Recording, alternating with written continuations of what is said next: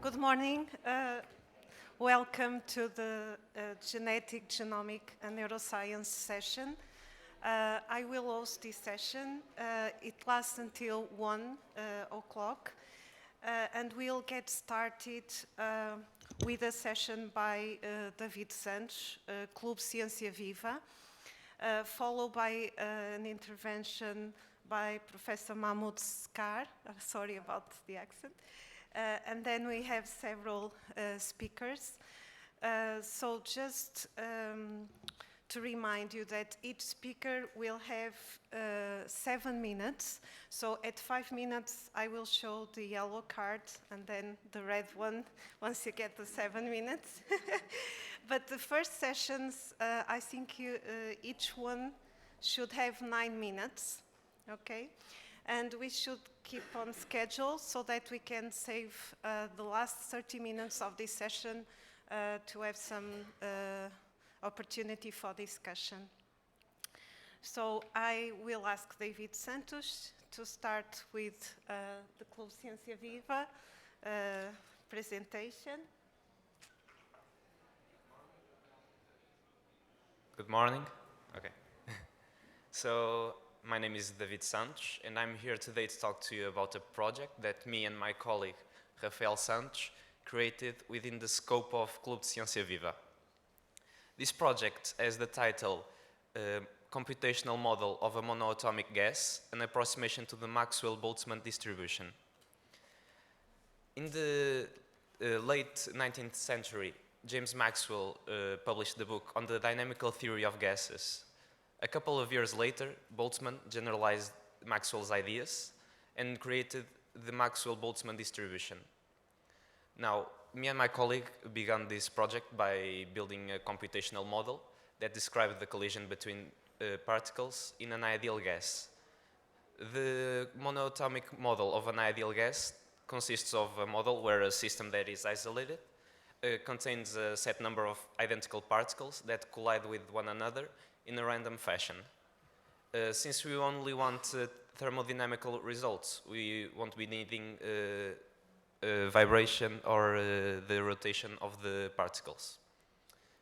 Now, in the early stages of this project, we actually only did the computational model for 2 particles to understand better the concepts that were involved with the collision of the particles. Since then, we've evolved and created a model that where we can define the number of particles, the number of collisions, the total energy of the system, and the angle of deflection when the collision occurs. One of the concepts that we actually had the most trouble comprehending and actually integrating into the computational model were the normalization of velocities, which means that for the sum of every kinetic energy of every particle to be the energy that we had established previously, we had to basically divide all the velocities by a constant. Then we also used the concept known as Galileo's transformations, which let us step away from the original frame and go to the center of mass frame. In this frame, we can consider that the velocities of the particles are symmetrical, which just facilitates everything for us.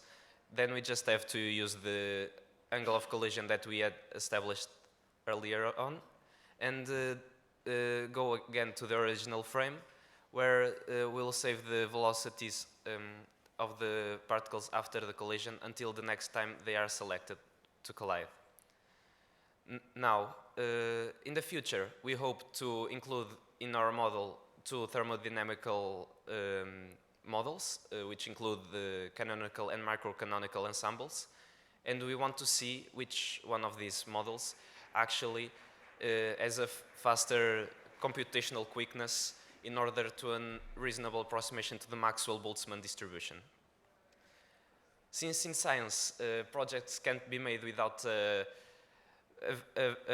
diverse team in terms of knowledge, we have working with us a software engineer, a physicist, and a mathematician, which have helped us from the beginning of the project. Now, just to end, I'd like to provoke you a bit, so you may challenge us in a way that helps our project grow and helps us, to high school students, to grow as well, since we've only begun now and we don't want to stop. Thank you very much.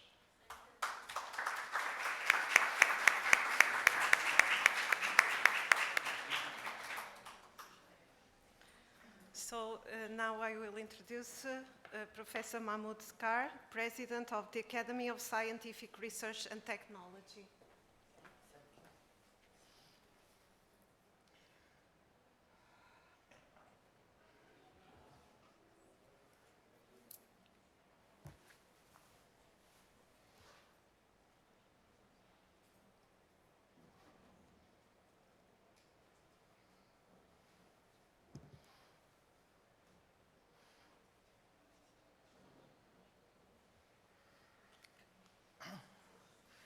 Thank you very much. It's my great pleasure and honor to give you an overview about the Egyptian Genome Project.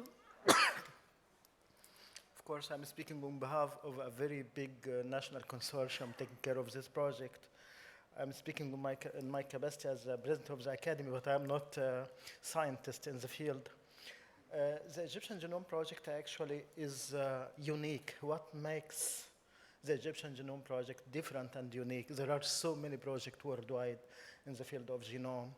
And the first human genome project was completed in 2002 when the former United States President Clinton announced the completion of human genome project in 2002. But what makes the Egyptian Genome Project is different and unique? I will try to answer this question very, very quickly. It's a very long presentation. Okay, in fact, the beginning was during the COVID-19 pandemic. The pandemic has a bright side. Of course, all of us know the dark sides of the pandemic, but the bright side of pandemic, it's actually paid too much attention to the importance of science, to the study of the genetic basis of some diseases, and the importance also of collaboration, open access, exchange of knowledge and information, simply because the pandemic was a global challenge, and the global challenges need global effort. As a result of the pandemic, in Egypt we started to focus. We also used the unusual IPR policies worldwide, such as you see, United States of America declared support to patent waiver on COVID-19 vaccines, for instance. We make use of this opportunity and start to develop our own vaccine in Egypt. Similarly, also, we used open access patent to locally manufacture ventilators. This is the bright side of the COVID-19, but the most important issue, in my opinion, is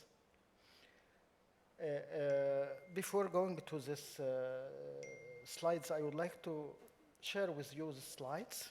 70 years ago, Watson and Crick announced the double helix structure of DNA, the molecule of life. After 50 years of this discovery, as I mentioned, the United States of America and the former Prime Minister of United Kingdom, Tony Blair, announced the completion of human genome research. But until now, even after 70 years of the invention of double helix DNA, the developing countries and mainly Africa is not using or is not benefited from this great advancement in science, because unfortunately, the science is biased, because it needs a lot of facilities, a lot of fund, a lot of priority, a lot and so on. And it was clear and published by the United States of America of a professor of population genetics that only 2% of genomes mapped worldwide for African, only 2%. Although African represent 1.3 billion. So we started in Egypt actually to focus, to have our own reference genome project. It's costly and a huge project, but we started. As a result of COVID-19, we prepared a strategic study by the Academy of Scientific Research and Technology about post-COVID priorities and the preparedness of Egypt STI. One of the recommendations of this strategy is to start immediately in studying the Egyptian Genome Project. This is the project. I will move and I will skip all the details of this project because we have a very limited time, unfortunately. We announced our project on international level in Dubai, Expo Dubai 2020, in 31st January 2022. It was a very big event in Expo Dubai.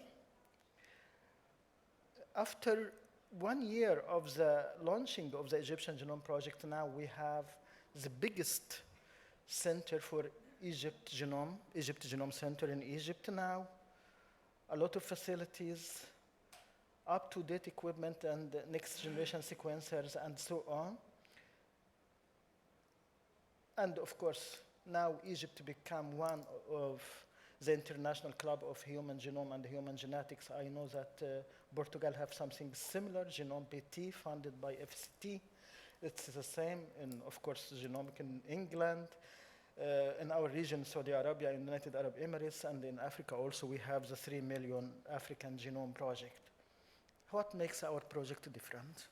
Simply because all the Human Genome Project worldwide study the genome of the current people. In Egypt, we are studying, in addition to 100,000 sample of Egyptian, nowadays, recent Egyptian, we also study 200 genomes of Egyptian mummies. It means that we will have information across more than 4,000 years about the revolution of the human being, about the migration, about the origin, about the ancestors, about the diseases, and so on. So this is actually what makes our project is different. And of course, you know, if you start to study the genomics of ancient Egyptian, you attract a lot of people worldwide for so many reasons. We would like to know, of course, the pedigree and the familial relation in ancient Egyptian. We would like to know the migration. All of us know that the origin of human being is Africa, according to some literature. But imagine if you studied the DNA fingerprint or the human genome sequence, for instance, of this very famous ancient Egyptian king, Tutankhamun, with very famous and known golden mask. This young boy who ruled Egypt for 10 years, when he is 9 years old, and he is died very, very early at 19 or 18 years old. The most famous ancient Egyptian king who ruled Egypt, the most famous, was 9 years old and ruled Egypt for 10 years and make a lot of success and development in the country. So this is, again, typical examples of empowerment of young people, I believe. Okay, Egypt started to establish, okay, I still have 3 minutes, yes? Its first Egyptian DNA lab at Egyptian Museum in the Tahrir Square. This is the first lab. We also established a second Egyptian DNA lab at National Museum of Egyptian Civilization. And here you see our scientists actually trying to extract DNA from ancient Egyptian mummy. It's very difficult, very complicated, because it's not so easy like extraction DNA from blood. It's extraction of DNA from 3,500 years mummies with a lot of bacterial contamination, bacterial loads. So you have to make some sort of biopsy to take the sample without destroying the mummies and so on. And as a result of this search now, DNA discovery reveals the genetic history of ancient Egyptians, some publications, ancestry and the pathology in King Tutankhamun family. It was a very important publication because it's indicated very clearly that the Tutankhamun, of course, died due to the malaria in addition to a disease called cholera disease. It was proved by scientific evidence, and this, of course, received a lot of attention worldwide. As you see here, this is a PCR test of malaria. It was positive, as you see in the first line, Tutankhamun. The first next generation sequencing article on Egyptian mummies was published in 2013.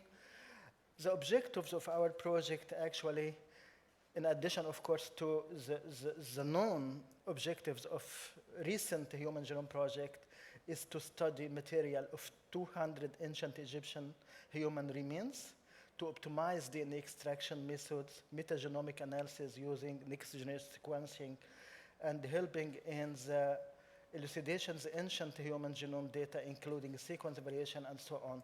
I will stop here and give time for the discussion. Thank you very much.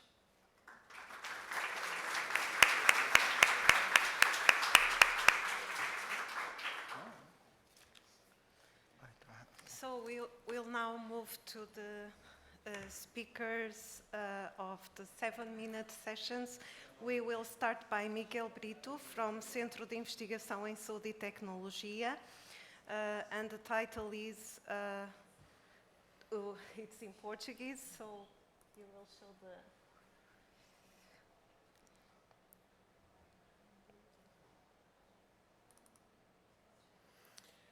Thank you. Probably I should make the presentation in English. I was not prepared to, but I think it will be nice here because we have foreigner persons in the room. Yes. But still. So I will do it. I will try to do it in 7 minutes, but I'm not promised. Okay, thank you so much for the invitation. My name is Miguel Brito, and I represent one of the teams of research teams from Centro de Investigação em Saúde e Tecnologia, H&TRC, from the Polytechnic Institute of Lisbon, the Escolas Superior de Tecnologia da Saúde. I will present some of our research lines in this area, namely in the sickle cell diseases. And I wrote some few months ago that probably one of the pharaohs have died with sickle cell disease too, so I think there is a link in the two presentations. Sickle cell disease is a genetic disease. Is very prevalent in Africa, mainly one of the countries with a great prevalence is Angola. I'm presenting Angola because I will present some of our research projects are in cooperation between Portugal and Angola. And this specific genetic disease is caused by a substitution in the codon 6 of the globin gene. And the main clinical manifestations are hemolysis, vaso-occlusive crisis, and more than that, it's a very diverse phenotype diseases. And so the variability of the diseases is due to the fetal hemoglobin quantity on the blood, so it is induced. And there is some correlation between the quantity of fetal hemoglobin. It is one of the genes that we should, or typically we stop to produce after birth. So in some persons, they still produce the fetal hemoglobin gene. And due to that, the severity of the disease is very variable. In our projects, we are trying to find some genetic, epigenetic, and also some environmental factors that can contribute to the variability of the disease, and in some way that can be used to search for new treatments or search for a more precise medicine that can be helpful in the study of the patients. Moreover, this is not just a disease from Africa. The prevalence in Europe is increasing due to past and present migration situations. So, as I told you, this is a great cooperation that took for more than 10 years between Portugal and the Portuguese Corporation, Fundação Carlos Gulbenkian, Escola Superior de Tecnologia da Saúde, and Angola government, and more precisely the Health Research Center of Angola, CISA. So some of the results that I'm presenting are being performed in a collaboration between the two countries and between the two research teams.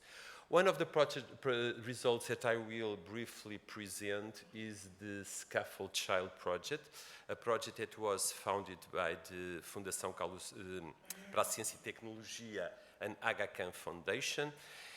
In this project, we were following a cohort of 200 sickle cell disease patients in Angola, and for a period of almost 4 years. And with that project, the precise project, we have finished in March, but we hope that we can keep the cohort with some Portuguese support and some Angolan support also.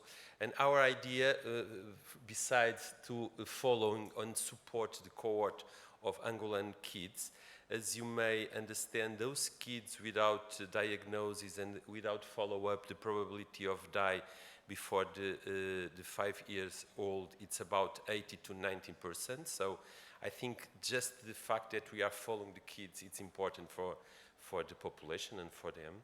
And we have discovered some polymorphisms that are associated with the severity of the disease, namely alpha thalassemia deletion.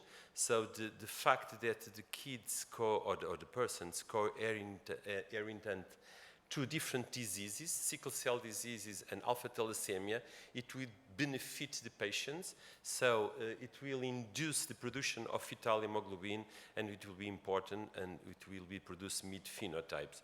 Also, another polymorphism that was already known that we confirmed those in the Angola population, BCL11A gene. It's a gene responsible for control of hemoglobin production, and also another non-coding gene, BGLT3, was associated with the production of beta hemoglobin. Also, another area of interest that we have a PhD student working on that, and it's an important area for searching for new therapeutic targets. One of the environmental, in some way, it's the gut microbiome, in which way gut microbiome can influence the severity of the disease, and in that way that we can target gut microbiome as a possible way of reduce the severity of the phenotype.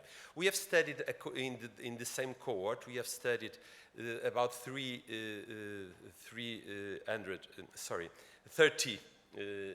children with sickle cell disease and siblings because of the same environmental, the same food, and trying to find if there is some species of some areas that can influence. And we have found, not significant, the diversity of gut microbiome in sickle cell disease patients is more reduced.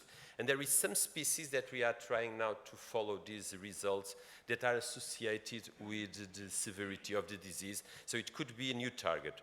Also, another area of interest is development of new natural compounds that can be used to reactivate the gamma globin genes and in some way increase the production of fetal hemoglobin. We are performing several works in human cell lines. We have till now tested two natural compounds, gensteina and a GCG, very frequent in soy and in green tea, with great results because in some way it can control genes associated with epigenetic factors. The first work has been published. It is pre-proof now. And now we are performing another work in the cacao papaya, trying to associate the expression of gamma globin genes with good results for now. So this is just very preliminary results, but we are trying to identify new compounds that can be used to treat this disease in Africa. This is not a one-person job, it's a team job, so I want to acknowledge the team from Escolas Superior de Tecnologia da Saúde, the best team that we have. We also want to thank the National Institute Ricardo Jorge and also the Angolan team that have performed and the founders of the project. 7 minutes. Thank you so much.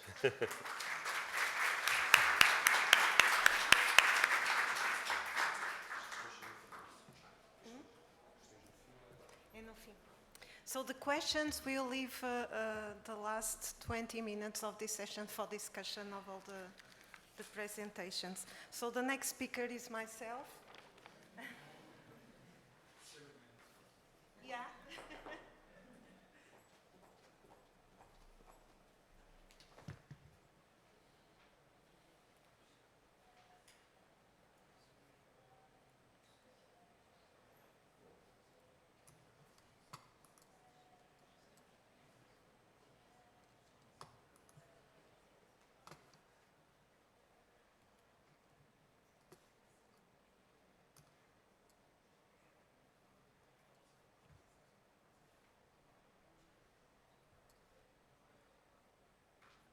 I would like to close the previous session, but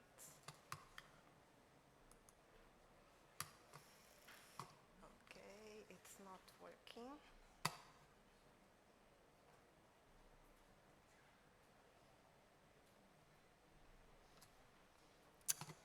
It's the mouse.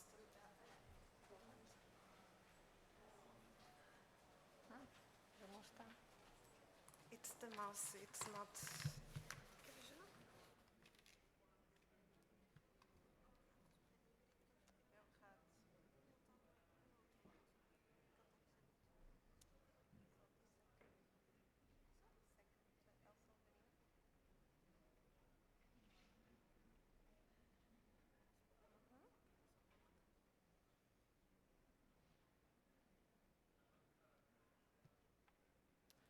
So my name is Elsa Algarinho. I work at I3S, Instituto de Investigação e Inovação em Saúde no Porto, and we work in aging, and we are studying genomic instability as a primary cause leading to aging, and how its inhibition could work as a xenotherapy against age-related diseases.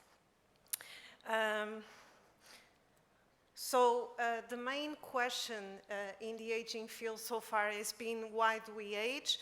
And we start having a clue on important factors leading to aging. One of these factors is genomic instability, which is an increased rate of alterations in the genome that include DNA damage, chromosome rearrangements, epigenetic alterations, why DNA damage will lead to aging. In our group, we are investigating the fact that DNA damage is changing proteins that determine the structure of the DNA, which are the epigenetic remodelers. And of course, this affects the expression of genes in each cell and will lead to alterations in cell function and identity with an ultimate fate which is known as cellular senescence. And these are inflammatory cells that we accumulate during aging and that are associated with all the pathologies of advancing age. These cells are pro-inflammatory and are responsible for the chronic inflammation that age organisms present, known as inflammaging. So how could we postpone aging? There are many strategies being used nowadays. Of course, the most popular is the caloric restriction, and importantly, if it is coupled, for instance, with the circadian cycle, this is a natural approach, and what is known is that it modulates our epigenetics towards a rejuvenated state. And of course, there are more therapies targeting epigenetics, such as, for instance, cellular reprogramming. And cellular reprogramming is basically the expression of 4 transcription factors known as the Yamanaka factors that are used to produce pluripotent cells that everybody knows are used for regenerative medicine approaches. And it was shown that the expression of the Yamanaka factors in animal models can delay aging and extend the lifespan. So both of these 2 strategies are targeting the epigenome and the 3D genome architecture, but there is another strategy that is more popular because it's easier to translate into clinical trials, which is the use of senolytics. These are drugs that target and induce the death of these senescent cells that we accumulate with aging, and it was shown that the use of these senolytic drugs can also delay aging phenotypes and extend the healthy lifespan. In my group, we are working in a different perspective, and this is mainly because The last two strategies of cellular reprogramming and senolytics, of course, they have collateral effects.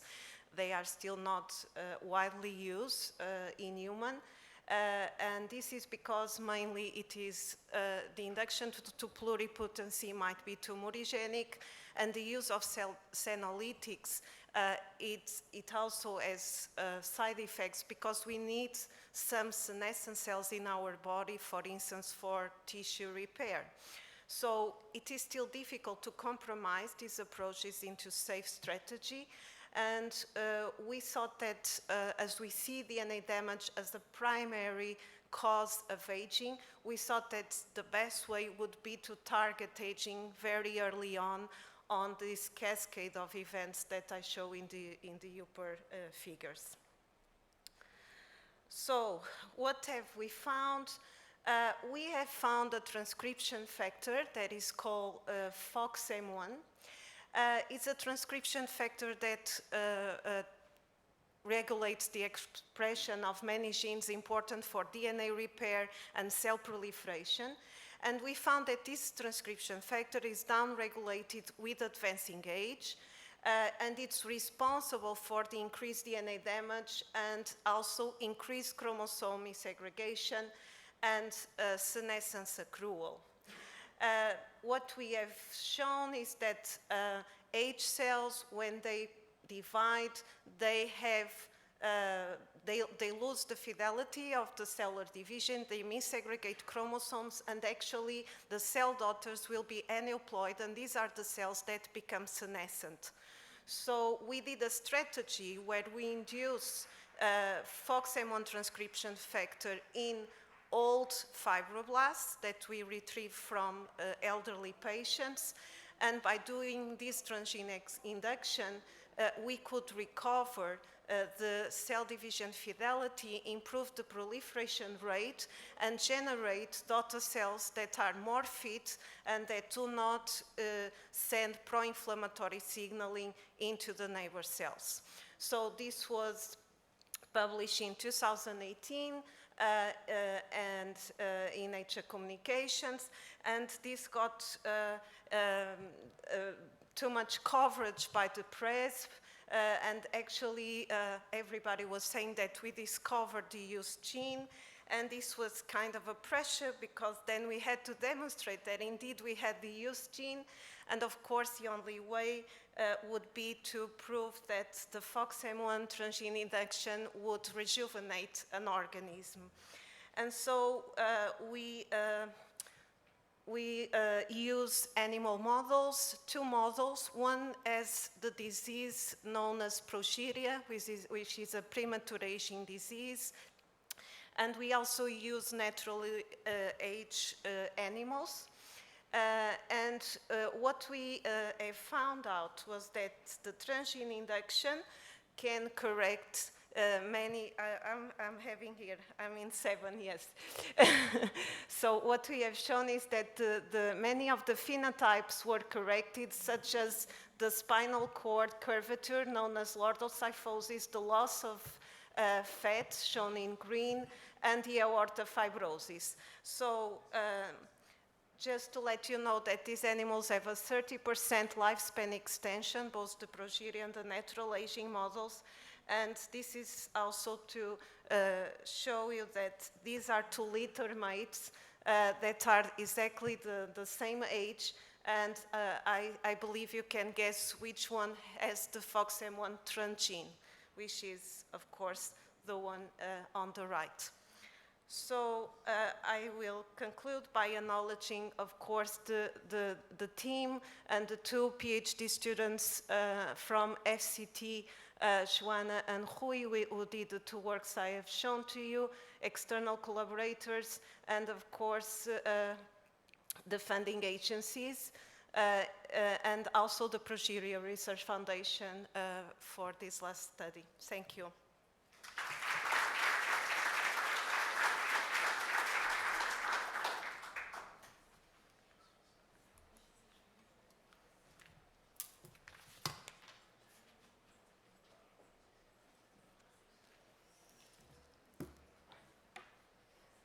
So now, Sandra Moraes Cardoso, from Centro de Inovação em Biomedicina e Biotecnologia.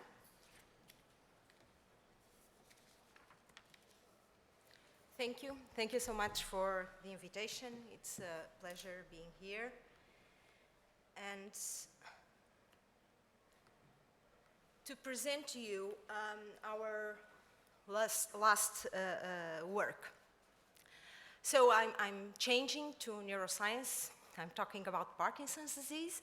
And in 2019, in an area in Quebec, some individuals in a high number appeared with a neurodegenerative disorder that first scientists and medical doctors thought it was a prion disease. They started to study, and it affected young individuals as well as old individuals. And they did not find the cause. These patients have alterations in the motor function, similar to Parkinson's disease. They have dementia, and so the scientists associated the appearance and high numbers in these populations near Quebec, Canada, with the bloom of cyanobacteria. And cyanobacteria, so they thought this was an environmental factor. In parallel with this happening in humans in Canada, we started a study and showing that bacterial toxin, the MAA, that a long time ago was associated with the ALS-PDC in Comoro Islands, that also give rise to a neurodegenerative phenotype.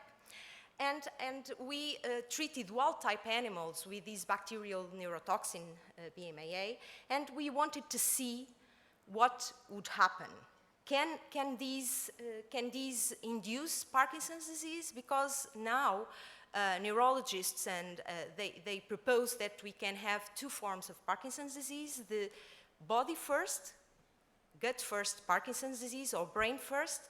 And so we fed these wild-type mice with these cyanobacteria toxin in the drinking water, and what we saw was that the mice lost their motor performance ability, and this was due to the loss of Th-positive neurons in the substantia nigra, with the loss of dopamine levels in the striatum. So this is what happens in Parkinson's disease patients, as you know.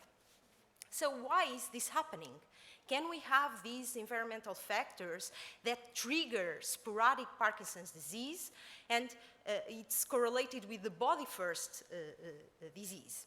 So we start looking, and what we saw was really interesting, because this bacterial toxin eroded a specific group of bacteria in the ileum mucosa of these mice. Everybody now who studied disease, it's like fashion to study the microbiome, right? It's involved in everything, and it's so important. And most of the studies, they study fecal material. But the fecal material is transient, right?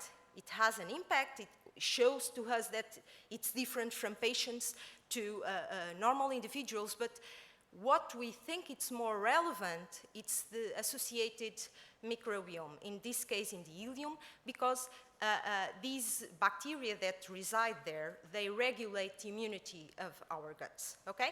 And we saw that this toxin eroded almost completely these Candidatus arthromius bacteria, a segmented filamentous bacteria that is responsible in mice for the development of immunity.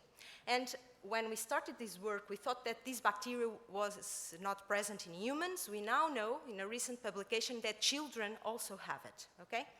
And of course, if we alter the immune homeostasis in the gut of these animals, we would expect the activation of an inflammatory response. Here you can see in green the activation of CD11B plus cells, and these will lead to the decrease of the intestinal barrier. And of course, all of you understand that the intestinal barrier is fundamental for keeping us in a homeostatic, healthy state. So what we also saw was the accumulation and aggregation of alpha-synuclein. Here in the ileum of these mice, as you can see here, it's very clear. And the alpha-synuclein is, and its aggregation into Lewy bodies is one of the major histopathologic hallmarks that we can see in the brains of Parkinson's disease patients. But recent literature shows that probably alpha-synuclein has not the role of the scientists say, and if you go to PubMed and read the role of alpha-synuclein, everybody's saying, and I also say that probably it's a synaptic function, but indeed, even in small children, in pediatric hospitals with inflammation of the gut, biopsies show that they have accumulation of alpha-synuclein. So probably this protein, because we do not know its function, and it's the problem with human diseases, sometimes we know the gene, but we do not know the role of the protein, is that probably it's associated with innate immunity. And here we see that in the gut of these animals, we have the increase of this protein, but this also progresses into the brain through the DMV nucleus. Here you can see it as well. Of course, much more clear in the gut. But this shows a caudal-rostral progression of alpha-synuclein aggregation. And one of the things that is quite relevant is that alpha-synuclein, and I can say that I'm trying to prove that alpha-synuclein has an antimicrobial peptide role. And indeed, we know also that alpha-synuclein can bind to mitochondria and induce mitochondrial dysfunction. And mitochondrial dysfunction indeed is a hallmark of Parkinson's disease. We know that the brains of Parkinson's disease patients have an altered network of mitochondria. The mitochondria are fragmented, and guess what? Mitochondria are descendant of proteobacteria, okay? By the endosymbiotic theory, you of school, you probably know this. When they fragment the network, they show some danger-associated molecular patterns that are similar to the bacterial ones. And so they activate innate immunity. And this is quite interesting. What we saw, and I show here the reduced function of mitochondria in these mice that were fed with this bacterial toxin. And I'm not showing because we don't have time. We saw the activation of innate immunity, and this lead to the activation of microglia. So what we have here, and this is the hypothesis that we showed, is that an environmental factor, okay, correlate this with Quebec. Nowadays, young people that don't walk, that can't think properly. They were in university and they are not anymore.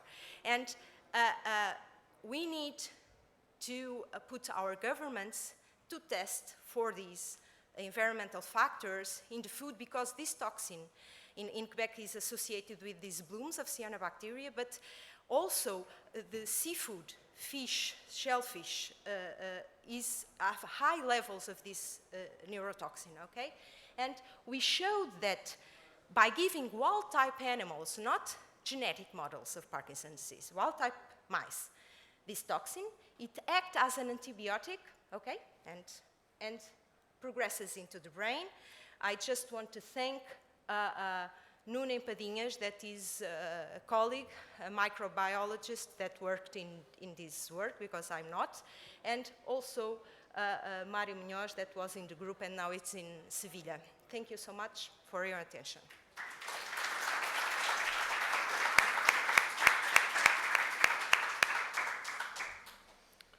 Now the next speaker is Rui Miguel Costa from Centro de Investigação William James.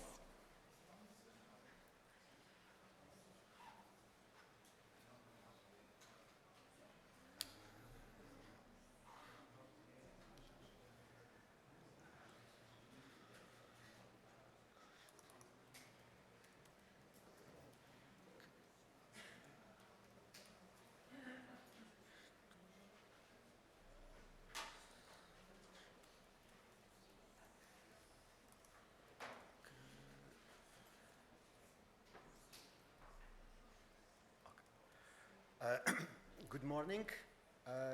I'm going to talk about you about a phenomenon called visual snow. So visual snow is the perception of teeny flickering dots of light across the visual field. It's often compared to static of an old analog television. We think that it might result from a visual cortex hyperactivity. I'm going to show a simulation. Let's see. Okay, you might be seeing something similar to static superimposed on vision. And very recently, in the latest years, there has been a lot of interest among neuroscientists about this condition. And when you read most of the papers, we read that it is a disorder, a newly discovered disorder, because suddenly we did not know a few years ago that many people were having this kind of perception, and now we know that some people are complaining because they are disturbed by having this static across the visual field. However, there is an issue, because there are a lot of informal reports, and perhaps eventually you know some people that can talk to you about this, these people say, I have this static vision and I don't care about it. It's okay for me. I have a disorder? Really? I did not know about that. So it's very important to understand the prevalence of visual snow and how many people are disturbed by it, how many people are not disturbed by it, what actually makes the difference, and how the brains differ between people who see and people who do not see, because it is likely caused by visual cortex hyperactivity, and even people who are not disturbed about the snow might have this visual cortex excitability, and this has implications for good or bad for their life, for the way they perceive the world. And very important, visual snow does not interfere with visual acuity and is not related to ophthalmological disorders. So people can have all this static and they still can see things very well. We did a research in which we showed that simulation and asked people, how frequently do you see those dots of light? Like in the video, we had a sample of over 500 people, and you see about 55% of people say, no, I never see that. But 45% of people has some experience, at least some occasional experience with the visual snow, and we were quite impressed when we found that actually 14% of people were saying that I see it all the time. And then we ask, does it cause distress? How distressful is it to you on a scale from absolutely nothing to extreme? And as you can see, most of the people, probably 2/3 of the sample, reported that distress was none or not much, minimal or not really that much. So 30% say absolutely no distress. But of course, 1/3 of the sample says that they have extreme or high distress. So yeah, there should be clearly a clinical attention for people who are complaining about this condition. In fact, we also asked, I did not bring the slide, we also asked about fascination, because often visual phenomena cause fascination. At least 9% of people told reported that they feel very fascinated, actually. They like to see the snow. And fascination and distress are not incompatible. So they actually can happen. Sometimes they are distressed, sometimes they are fascinated. We examined correlations. We found that there is a correlation between the frequency of visual snow and the distress it causes, 0.37, but it's a moderate correlation. So many people who see it all the time do not actually feel distress. We found a correlation with tinnitus, which also occurs in clinical samples. So tinnitus, for those who do not know, is that buzzing and whistling in the ears. And some people have it. Some people also feel distressed about it. Some people do not feel distressed about it. In clinical samples, we have this correlation. Here we also have this correlation. As happens with the clinical samples, we also found a correlation with entopic phenomena. So probably some of you are familiar. So this is the kind of phenomena in which we see what happens in the eye. We see the white blood cells, or we see the floaters, the vitreous liquid solidified.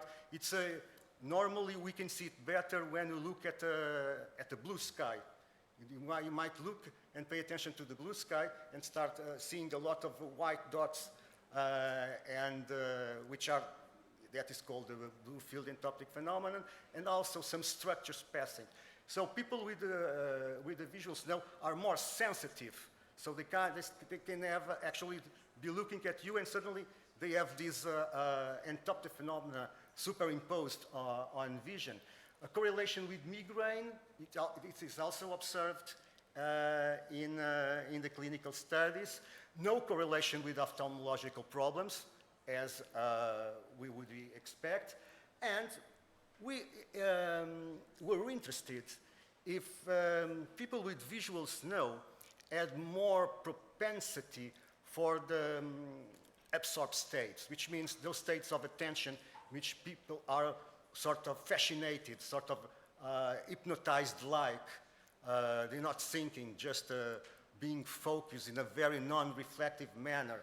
And why we sought this? Because one of the areas that is more active in visual snow, at least in the clinical samples, and whose gray matter volume is larger, is the lingual gyrus, which is an area involved in imagination.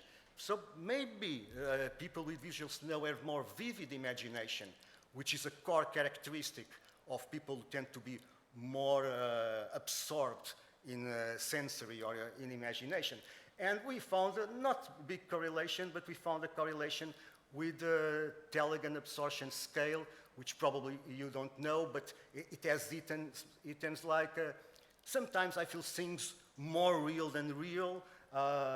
If I wish, I can imagine things so vividly that they look almost to reality. So this actually looks like someone who had probably some more active areas in the brain that are making the imagination more vivid. So maybe in some cases this may not necessarily be an advantage in life, but maybe in some cases it's an advantage. Maybe some people can have more artistic-like experiences. We need more research, and we need more research, neurophysiological research, but we also need more research among psychologists. I am psychologist, because we need to know more about the personality correlates, about what people are feeling. After all, if this phenomenon is so common, even as a disorder, why people were not talking about it before? Why only so recently we are talking about that? Perhaps because we are culturally biased not to talk about weird experiences, and perhaps we should talk more about our artistic-like experiences. Okay, thank you.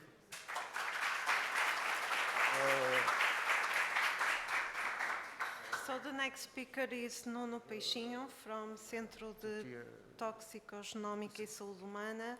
He's going to talk about microRNAs and amyotrophic lateral sclerosis.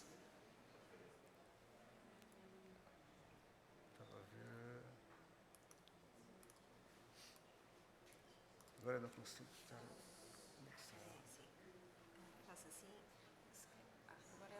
Ok. Parece que o rato não está a funcionar. Agora já está. Ok.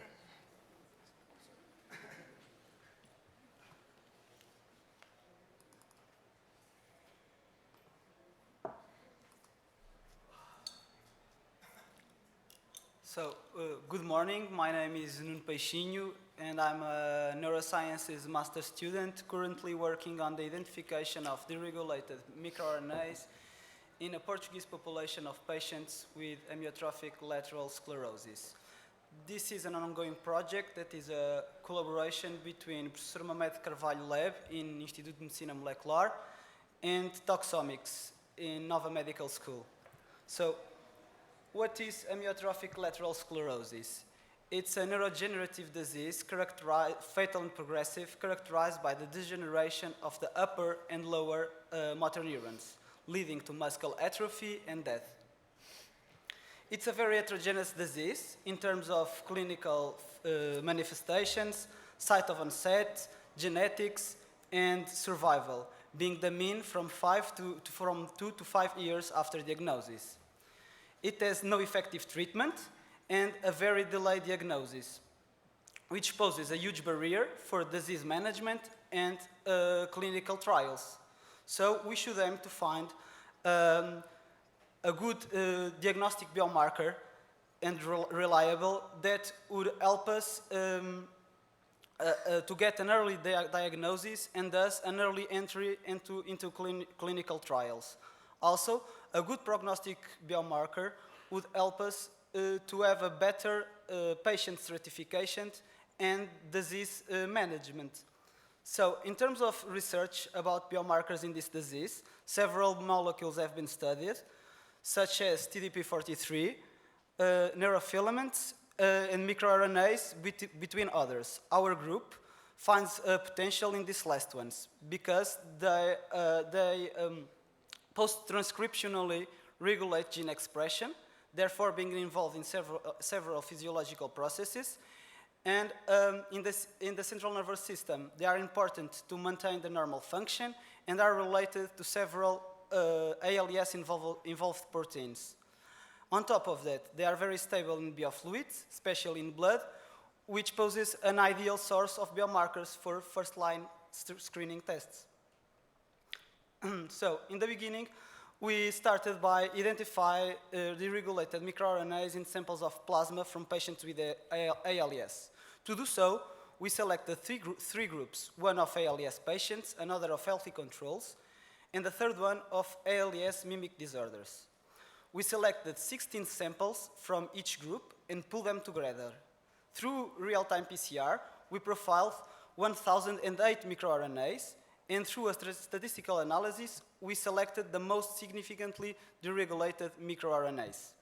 Now, we are confirming the deregulated microRNAs in individual samples of plasma, also through a real-time PCR, and since each patient has different samples spaced in time, we aim to perform a longitudinal analysis in changes of these microRNAs profiles. In the end, we will combine our results with clinical phenotypes and descriptions in order to try to come up with a set of microRNAs that can pose as a diagnostic biomarkers and prognostic biomarkers. In terms of results, from our pool analysis, we identified 431 microRNAs in our ALS group, 109 in our mimic disorders group, and 373 in our healthy control group. We selected 10 microRNAs of interest that were significantly deregulated in the ALES group when compared with the other two groups. Since time is limited, we decided to present to you the data that we found more interesting, that are our graphics of longitudinal analysis. Bear in mind that we have a little number of samples analyzed, so we cannot draw any conclusions from these graphics, but we can see some good trends. I know that this part of the slide is a little bit overwhelming, but I want to highlight 3 microRNAs. The first one is microRNA 26A13P, that shows a good downward trend throughout the progression of the disease. It's not related with ALES in the literature yet, and its function is related with a negative regulation of interleukins and heart rate in the central nervous system, is involved in myelin maintenance. Another microRNA I would like to show you is microRNA 723P, that also shows a promising trend, downward trend throughout the progression of the disease. It's also not related with ALES in the literature, and its role is still unclear. Some studies point out that this microRNA is associated with cancer-related genes. Last but not least, I would like to talk about microRNA 206, which is one of the most studied in ALS context. It's a myomir, so a muscle-specific microRNA that promotes reinnervation and regeneration of neuromuscular synapses.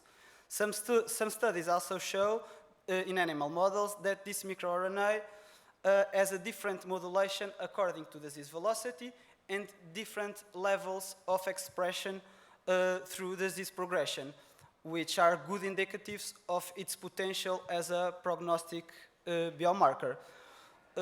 For now, I don't have more results to show you, but our group expects to analyze more samples in the meantime.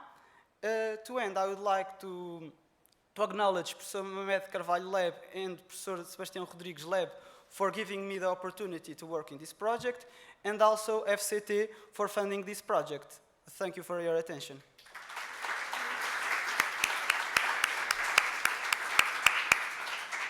The next speaker is Sofia Seabra from Saúde Global e Medicina Tropical.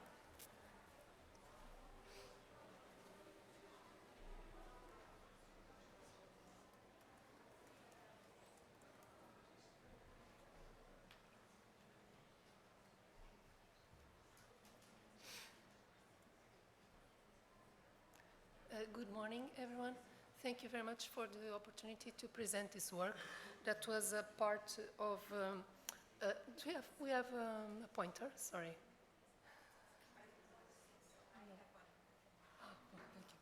So this was a part of a research consortium, Zika Virus. Thank you. It was developed in the Global Health and Tropical Medicine Research Center in Instituto de Higiene and Medicina Tropical, just building next door. We had a collaboration of several institutions from Belgium, France, Netherlands, Russia, and Brazil as well. So during the current COVID pandemic, we have all witnessed the importance of the genomic surveillance of virus to aid as an epidemiological tool.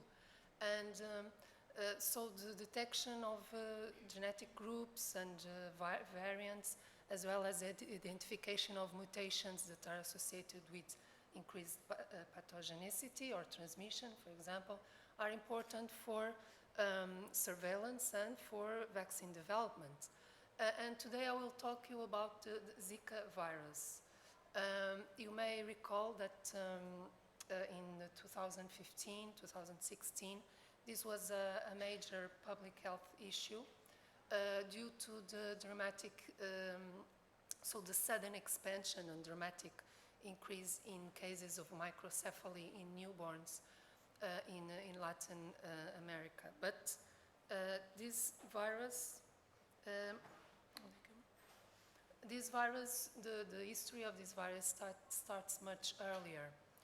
It was first isolated in Africa. It was detected in the Zika forest in Uganda in the 1940s. And antibody testing revealed that it was widespread. It had a widespread distribution actually in Africa and Asia. In the 1960s in Malaysia, it was detected in Aedes aegypti, that is a mosquito species that is very well adapted to urban environments, and it is also responsible for transmission of dengue and yellow fever, for example. And then in the 2000s, there were several outbreaks in Pacific Islands, and there were cases that seemed to be associated with congenital and neurological syndromes at the time. And then there was the emergence in Brazil and the rapid spread to other regions in the Americas, and the link with the dramatic increase in cases of microcephaly, and also it was also found that the sexual contact transmission was also possible, and so this was really the WHO declared the public health emergency of international concern at the time, and since then the cases have declined sharply, but transmission may still be happening for sure, cryptically, and there are recent reports of outbreaks, for example, in India. And so with this increase in surveillance at the time, there was also increase in the genomic sequencing of the virus. And, and so the phylogenetic analysis has been very important to study the evolution and spread of the virus. There are two main lineages identified that were identified early on, the African and the Asian genotype. They were named after the geographical regions where they were first identified. As you see, there are very few African genomes available, which is always a problem, as we have seen before. And so what we wanted with this study was to find out about the worldwide genetic diversity of the virus, and we used over 700 publicly available genomes to find out about the genetic structure within the Asian genotype. So we used we followed several steps for the definition of these genetic subgroups. We identified the genetic clusters using a Bayesian model-based clustering algorithm.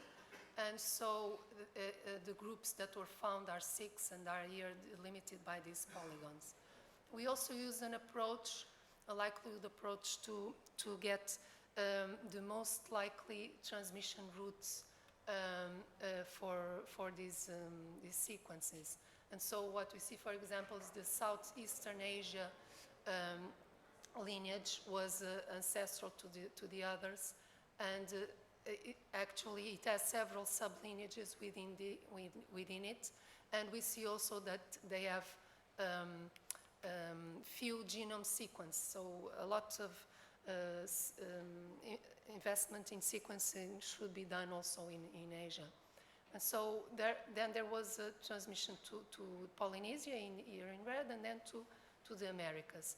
It's also interesting to see that at the time, in 2016, there were also outbreaks in Angola and in Cabo Verde, and the genomes that were sequenced there so indicate they are likely derived from the South American lineages.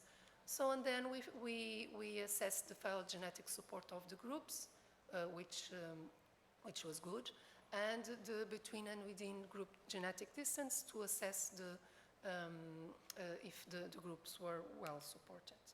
And so we propose a nomenclature for the Zika virus that is based on these alphanumeric labels instead of geographical references that can always be stigmatizing. And so these groups reflect the divergence levels and are also flexible to be updated with future lineages. And you can check our paper with this proposal. And so also we also try to detect mutations of interest by first analyzing the nucleotide and amino acid diversity across the genomes.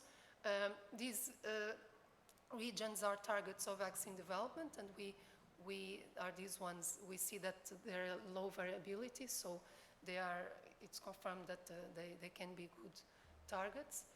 We also detected mutations that showed signs of selection, positive selection, and then identified those that were present in specific genetic clusters. It can be an indication of a role of the adaptive process.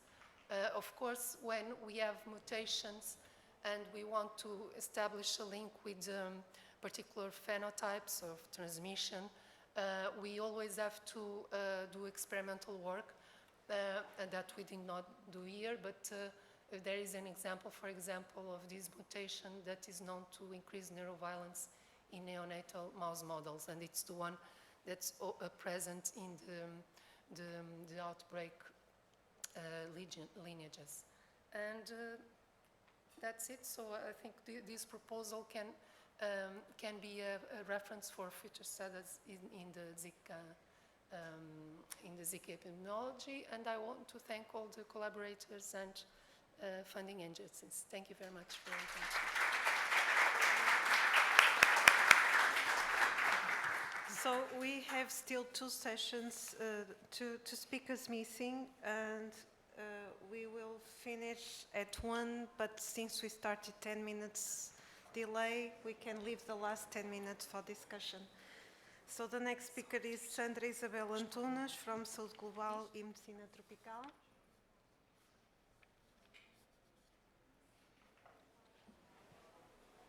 Bom dia a todos.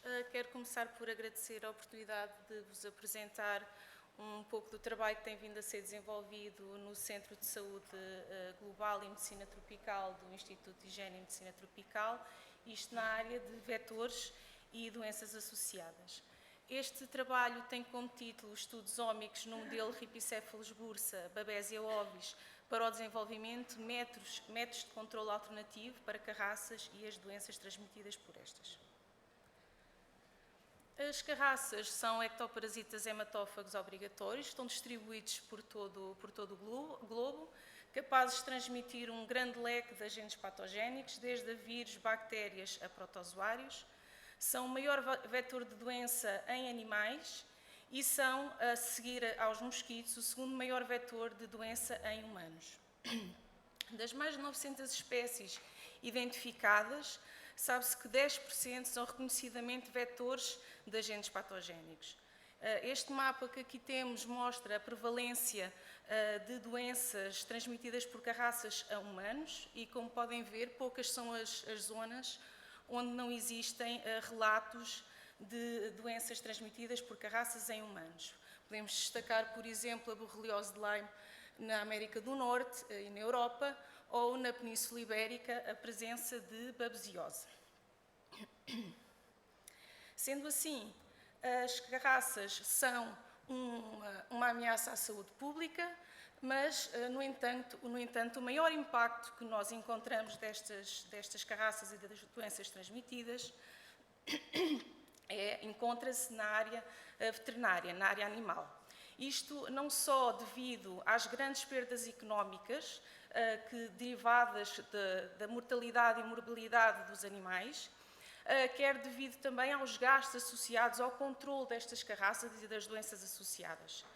Controlo este que é maioritariamente feito pelo uso de acaricidas e estes acaricidas, além das graves implicações ambientais, levam também ao aparecimento de resistências aos acaricidas nas carraças. Sendo assim, é cada vez mais importante procurarmos métodos alternativos e mais sustentáveis para o controlo destas carraças e das doenças associadas a carraças, como é o caso das vacinas. O primeiro passo no desenvolvimento destas vacinas passa pela identificação de antigénios de carraça com um papel fundamental, quer em processos biológicos da carraça ou envolvidos nas interações com o agente patogénico que transmitem, e, sendo assim, metodologias como a transcriptómica e a proteómica têm vindo a ser utilizadas pela equipa a fim de identificar estes antigénios. Em suma, estes estudos iniciam-se pela produção de carraças em diferentes condições de alimentação e infecção. Estas carraças são depois utilizadas para isolar glândulas salivares, uma vez que este é o tecido que nós nos temos focado, dada a sua relevância, quer na alimentação, quer na transmissão de agentes patogénicos. Extraímos depois o RNA e proteínas destas glândulas salivares, sendo que o RNA é depois sujeito à sequenciação direta e a qPCR, e as proteínas sujeitas à espectrometria de massa SWOT e Western blot. Com esta estratégia, nós obtemos, primeiramente, quer os transcriptomas, quer os proteomas das glândulas salivares em diferentes condições de alimentação e infecção, e de seguida podemos comparar estes catálogos, estas listas de genes e de proteínas que estão presentes nas diferentes condições, e obter listas de genes e de proteínas diferenciadamente representadas, quer em resposta à infecção, quer em resposta à alimentação. A partir destas listas, podemos selecionar então antigénios para caracterizar, mediante critérios como a sua presença nos diferentes catálogos, a sua função putativa ou mesmo a resposta, em que respostas estão presentes. Após a escolha destes alvos, uma das abordagens que temos vindo a utilizar passa pela análise funcional de genes, através da RNA de interferência, a metodologia que promove o silenciamento dos genes específicos. Este método inicia-se pela produção ou pela síntese de RNA de dupla cadeia, que é específico ou complementar aos alvos que nós queremos silenciar. Seguidamente, este RNA de dupla cadeia é inoculado ou injetado nas carraças. Estas carraças são alimentadas em vertebrados previamente infectados com o agente patogénico de interesse, e após a sua alimentação são analisados parâmetros nas carraças, desde os níveis de silenciamento até ao nível de infecção das carraças, e avaliamos também parâmetros biológicos como peso ou oviposição. Os nossos estudos o que nos mostraram, aliando quer a transcriptómica proteómica a esta análise funcional de genes, é que, por exemplo, uma redução de expressão do gene que codifica para a proteína da vitelogenina leva a um aumento da mortalidade nas carraças. Por exemplo, a redução da expressão de um gene que codifica para uma proteína de cimento leva então a falhas na fixação ao hospedeiro. O caso da lactosina, que uma redução da sua expressão nas carraças leva não só ao aumento de mortalidade, mas também a uma diminuição na infecção das carraças. Por fim, mostro-vos aqui o resultado da redução de expressão do gene que codifica para uma quitina ligase, que mostra que não só este gene está envolvido na sobrevivência das carraças, mas também tem uma influência na infecção, nos níveis de infecção nas carraças adultas. Uma outra abordagem que nós temos utilizado mais recentemente passa pela vacinologia reversa, que se baseia na análise in silico dos catálogos que nós obtivemos anteriormente, transcriptómica e proteómica, e com esta metodologia nós queremos ou tentamos identificar antigénios capazes de induzir no hospedeiro vertebrado uma resposta imune robusta e longa, sem efeitos alergénicos ou tóxicos. Desta forma, nós usamos diferentes ferramentas informáticas para filtrar os transcriptomas que obtivemos anteriormente e caracterizamos os antigénios de forma a encontrar antigénios com uma estrutura ideal de exposição e também a presença de epítopos B e T. Com esta abordagem, identificamos 3 péptidos de proteínas da Marvel, evasina e ricina, que têm potencial para desenvolver, então, estas vacinas. Quero terminar por vos dizer que estes candidatos que nós identificamos usando as diferentes metodologias estão agora numa fase de ensaios de vacinação piloto, uma vez que todos estes antigénios têm de ser validados in vivo. Não tenho slide de agradecimentos, porque tínhamos um limite de 5 slides, mas não posso deixar de agradecer a todos os que estão envolvidos nestes estudos e também à FCT pelo financiamento.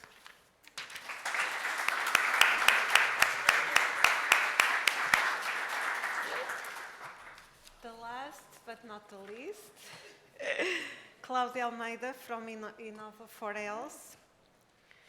And this will close the speaker session. Thank you. I'm going to be super brief, so don't worry, lunch will come really soon.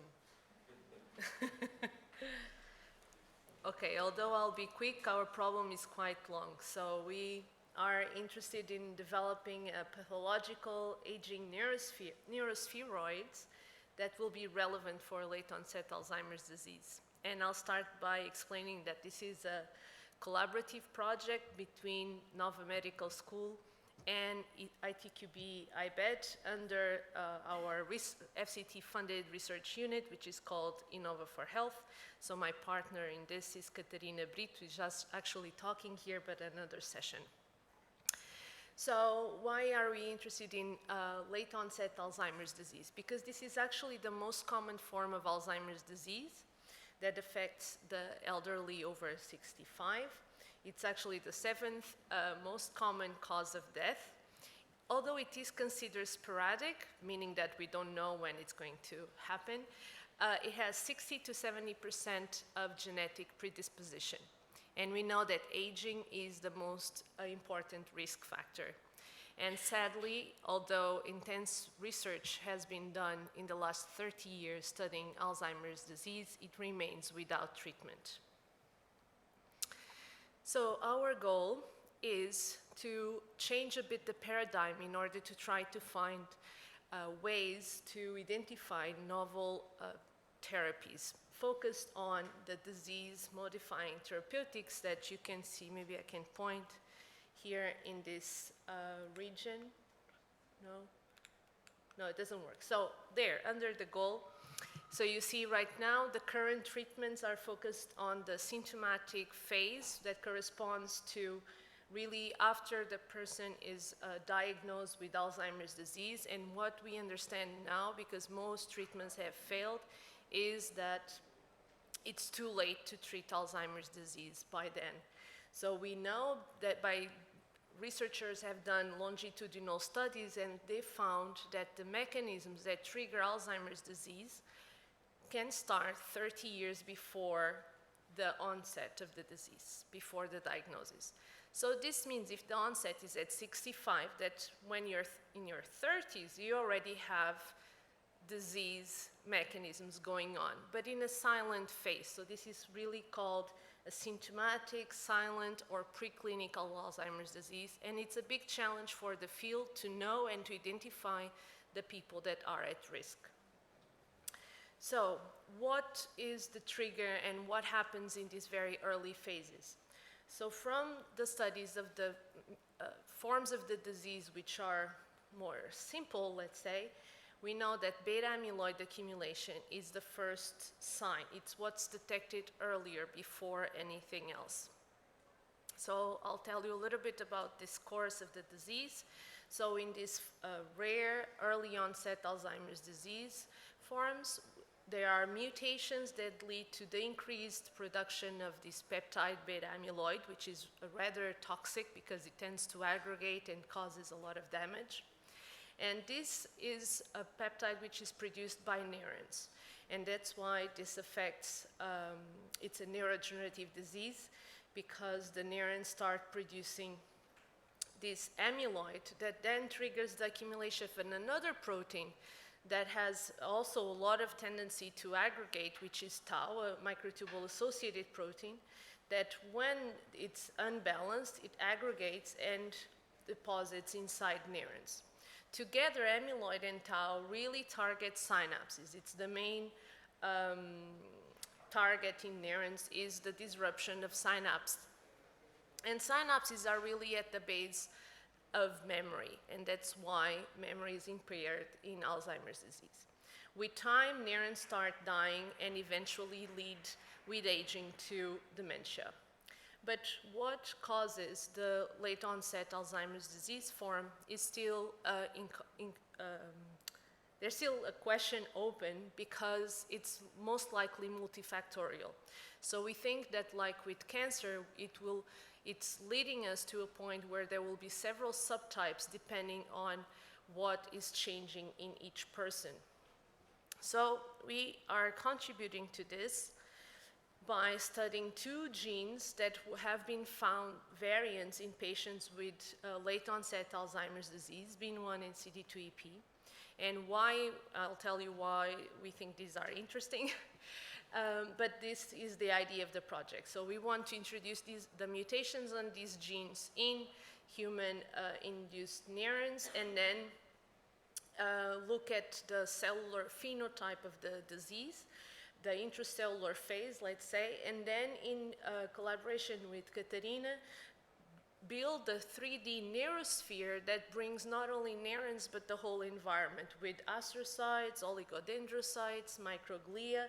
And there we can look also at the extracellular phase of the disease by looking at the accumulation of extracellular aggregates of amyloid, tau aggregates, and also starting to look at how the whole system is reacting to these problems by looking at inflammation, astrogliosis, microglia activation, and also neuronal death. So there's a part of the disease that we cannot mimic in more simpler models, but in 3D we can.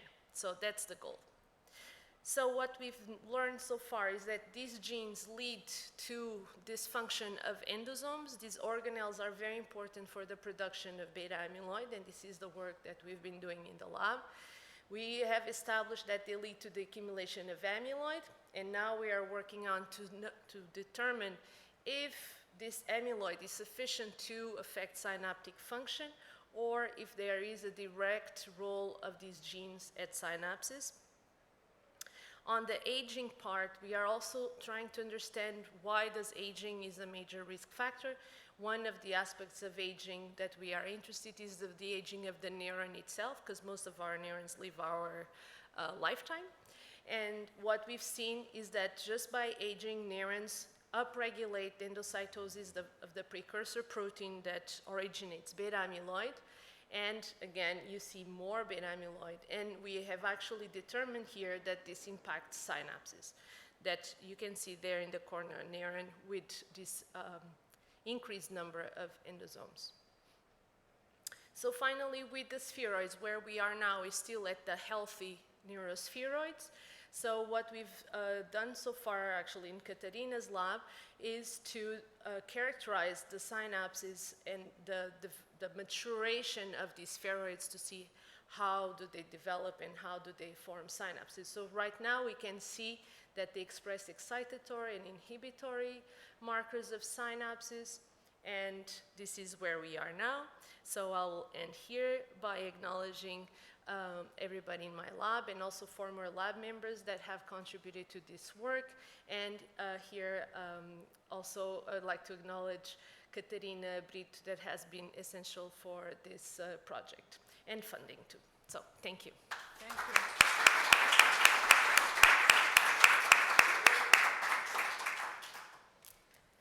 So we should open any discussion. Does anybody want to bring questions?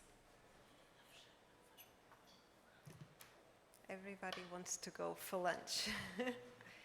So, I mean, perhaps in the lunch, during lunch, we can discuss. Okay? Thank you very much.